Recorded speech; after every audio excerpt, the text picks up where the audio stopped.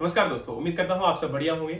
आज एक बहुत ही जनरल डिस्कशन आप लोगों के साथ करने जा रहा हूँ। इसमें काफ़ी इम्पोर्टेंट पर्सपेक्टिव हैं जो हम लोग डिस्कशन करेंगे कुछ अलग-अलग पॉइंट ऑफ व्यू से। लेकिन इसमें सबसे पहले मैं शुरुआत करना चाहूँगा कि अभी रिसेंट एक कंट्रोवर्सी आप लोगों ने सुनी होगी। नारायण मूर्ति सर जो कि प्रेज़ेंट टाइम में ये कह सकते हो कि सीईओ जो है रह चुके हैं इन्फोसिस कंपनी के या को-फाउंडर भी हैं इन्फोसिस कंपनी के, जो कि भारत की टॉप 10 कंपनीज में से एक कंपनी है। उनका एक स्टेटमेंट अभी रिसेंटली वायरल हो रहा है कि उन्होंने बोला भारत के युवाओं को 70 घंटे काम करने के लिए। लेकिन ये बात एक न्यूज़ के फॉर्मेट में तुम लोगों ने पढ़ी होगी और उसके बाद में बहुत सारे यूथ जनरेशन लगातार उनके रिगार्डिंग कमेंट करते जा रहे हैं कि 70 घंटे एक वीक में काम करोगे तो कब कमाओगे, कब खाओगे, कब उनको यूज़ करोगे, अपनी हेल्थ के बारे में क्या ध्यान रखोगे। ये बहुत सारी बातें हो रही है।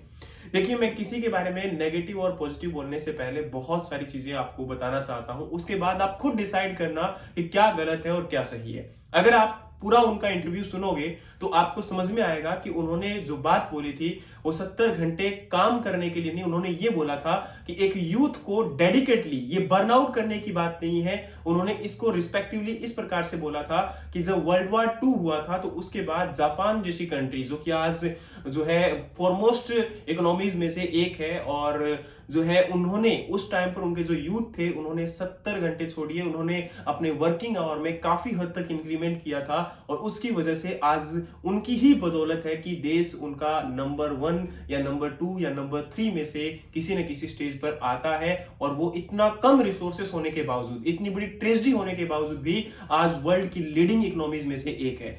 तो यहां पर इस बात को समझने की आवश्यकता है कि उन्होंने बोला कि यूथ को डेडिकेशन करने चाहिए अपने मैक्सिमम आवर वर्किंग की तरफ, लेकिन उन्होंने ये नहीं बोला कि वो एक कंपनी में 70 घंटे काम करें। उन्होंने ये नहीं बोला कि उनको एक कंपनी के अंदर ही एक गधों की तरह काम करना चाहिए। उन्होंने अपनी स्टेटमेंट में ये दर्शाने की बात की है कि अगर एक पर्सन काम कर रहा है, जैसे अगर हम किसी फार्मर की बात करते हैं, किसी एंटरप्रेन्योर की बात करते हैं, तो वो अपने एक वीक में 70 घंटे से भी ज्यादा काम करता है। फार्मर को अगर तुम देख लोगे फील्ड में तो कई कई बार उसे 10-10 नहीं 12-12 15-15 घंटे भी अपने खेत में लगातार काम करना पड़ता है। वो खेत में ही उसको रोटी वहीं पर खानी पड़ती है और उसके रिगार्डिंग लगातार पता नहीं किन किन परेशानियों से उसको जूझना पड़ता है। आपको ये नहीं कह रहा जा रहा कि आप उस प्रकार से काम करो, लेकिन एटलीस्ट जैसे फॉर एग्जांपल उन्होंने एक स्टेटमेंट दी होती कि आपको जो है लगातार रील देखनी चाहिए दिन में 9 घंटे। उनको जो है अगर आप वो स्टेटमेंट दे देते कि आपको लगातार यूट्यूब की वीडियोस के ऊपर 10 घंटे टाइम बिताना चाहिए, अगर वो स्टेटमेंट दे देते कि आपको जो है लगातार डिफरेंट टाइप ऑफ जो है आजकल ड्रीम 11 जैसी जो आपकी नई एप्लीकेशंस आ रही हैं, लगातार आपको जो है प्रमोशन दिया जा रहा है, उनके बारे में स्टेटमेंट देते कि आपको ड्रीम 11 खेलना चाहिए, तो फिर मेरे को लगता है कि आज का युवा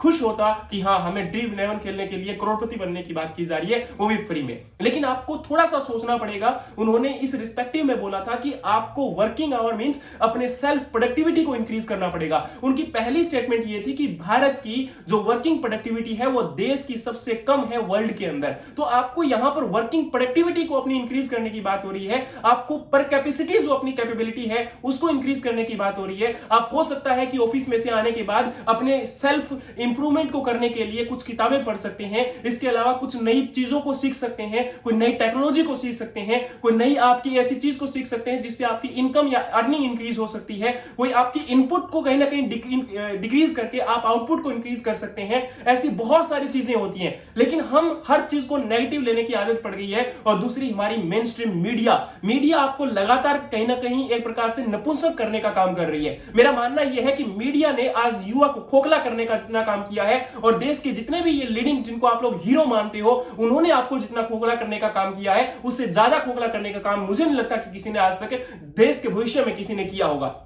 आज समझना पड़ेगा कि आपको अपने लिए काम करना है। 70 घंटे किसी और के लिए काम करने की बात नहीं हो रही। उन्होंने ये कहीं स्टेटमेंट नहीं दिया कि कंपनी में उनको 70 घंटे काम करना चाहिए। आपको समझना पड़ेगा कि ये 70 घंटे अगर आप अपने लिए देते हैं, आप अपनी सेल्फ प्रोडक्टिविटी के ऊपर देते हैं, तो जीवन में क्या कुछ कर सकते हैं। कोई जरूरी नहीं है कि आप लोग गधों की तरह काम करेंगे तभी होगा। आप पढ़ सकते हैं, कुछ नई चीजों को सीख सकते हैं, कोई नई क्रिएटिविटी कर सकते हैं, आप अपने घर में गार्डनिंग कर सकते हैं। गार्डनिंग से एटलीस्ट आप सोच के देखिए कि आप जो है काम करके ऑफिस से घर आते हैं और घर आने के बाद अगर 2 घंटे 1 घंटे आप अपने फील्ड में काम करते हैं, अपने पास में एक गार्डन है उसमें काम करते हैं, वर्टिकल गार्डन आपने बना रखा है उसमें काम करते हैं, तो उससे आपकी एक्स्ट्रा इनकम भी जनरेट होगी और अपने माइंड को भी फ्रेश कर पाओगे, अपनी क्रिएटिविटी को यूज कर पाओगे। This is also a type of working hour. But no, we are just want to कि हाँ ये नेगेटिव है हमारा, इन्होंने ये बोल दिया, उन्होंने ये बोल दिया। हम प्रेजेंट टाइम में अगर ये चीजें नहीं समझेंगे तो आने वाले टाइम में जितने भी हमारे लिए जो सोचने वाले लोग हैं, ऐसे जो बुजुर्ग हमें लगातार राय देते हैं, सोच के देखिए उस इंसान ने 10,000 रुपए अपनी पत्नी से उधार लेकर और आज जो है $1 बिलियन की कंपनी खड़ी कर दी है। उनने ठीक है उन्होंने दोस्तों के साथ मिलकर किया, लेकिन एटलीस्ट सोचकर तो देखिए कि उतना लंबा टाइम और एक अच्छी प्रोडक्टिविटी के साथ वो आपके सामने है, वो अगर आपको गाइड कर रहे हैं तो उसको सीखना चाहिए, उनसे जानना चाहिए। हर एक इंसान में नेगेटिविटी होती है, हर इंसान अपने आप में परिपूर्ण कभी नहीं होता है, लेकिन आपको उन कमियों को छोड़कर अगर अच्छाई की बात करोगे और उस अच्छाइयों को सीखने की कोशिश करोगे तभी बात बनेगी। और कभी भी किसी बात को अधूरा मत सुने, पूरा सुने। आज भी मुझे पता है कि बहुत सारे लोग ऐसे होंगे जो आधी स्टेटमेंट सुनकर पता नहीं नीचे क्या क्या बोलने वाले हैं, लेकिन कोई फर्क नहीं पड़ता, क्योंकि तुम क्या बोलते हो उससे उस इंसान को कोई फर्क नहीं पड़ा। आज वो इंसान अपने घर में खुश है और हेल्दी है, लेकिन आप लोग इस बात को समझिए कि आप यहां पर बोलकर चले जाते हैं तो आपकी नेगेटिव ऑरा को आप कितना इंक्रीज करते हैं, आपके आसपास कितनी नेगेटिविटी क्रिएट होती है, इसको पॉजिटिविटी में कन्वर्ट करिए, तभी जाकर आप देश के एक बेटर फ्यूचर की फॉर्म में, जैसे आप भगत सिंह और बहुत सारे ऐसे जो हमारे लेजेंड्स हैं उनको हम लोग आइडियल के तौर पर व्हाट्सएप में रखते हैं, उनको दिल में रखो। उन्होंने भी कहीं ना कहीं ये जुनून जगाया होगा, उनका भी ये टारगेट होगा कि हम सुबह से लेकर रात तक काम करने का मतलब ये नहीं होता कि गधों की तरह लगे रहो और खेत में काम करो, वहां पर काम करो।